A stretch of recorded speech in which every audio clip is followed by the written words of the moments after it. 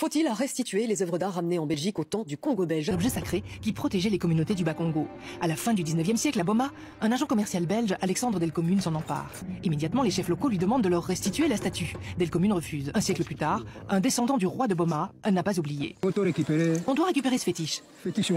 Comme des milliers d'autres, la statue se trouve aujourd'hui au musée de l'Afrique. La diaspora congolaise demande que tous les biens mal acquis soient restitués. On parle précisément des pièces qui ont été mal acquises dans le cadre de massacres coloniaux, par exemple, ou de conversions forcées par prêtres catholiques qui ont dit qu'ils allaient brûler les pièces et finalement ils les ont ramenées en Belgique. Avec nous pour en parler, Mireille Tchéoussi-Robert, bonsoir. Bonsoir. Soyez la bienvenue sur TV5. Pour la première fois, il y a eu un débat en Belgique au niveau parlementaire. Et aujourd'hui, nous amorçons un travail pour que la législation puisse évoluer sur cette question.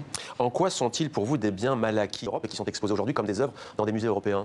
Alors, ce sont des biens mal acquis parce que ça a été obtenu sur base de crimes coloniaux, de crimes contre l'humanité. Il y a des œuvres qui ont été obtenues après avoir coupé des têtes, après qu'on ait ramené des crânes. L'idée d'échanger des expositions de manière temporaire avec les œuvres navigues, ça vous va ou Écoutez, je vous vole une voiture et je vous propose de l'échanger de temps en temps. Vous seriez d'accord?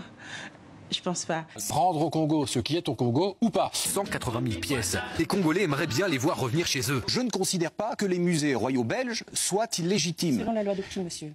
La loi des voleurs. Prendre des œuvres sans les payer, sans demander l'avis à quiconque. Ces œuvres auraient disparu, notamment pour des questions de conservation. Heureusement qu'il y a des œuvres assyriennes dans les musées européens, sinon ces civilisations auraient disparu. Heureusement, les blancs sont là. Heureusement.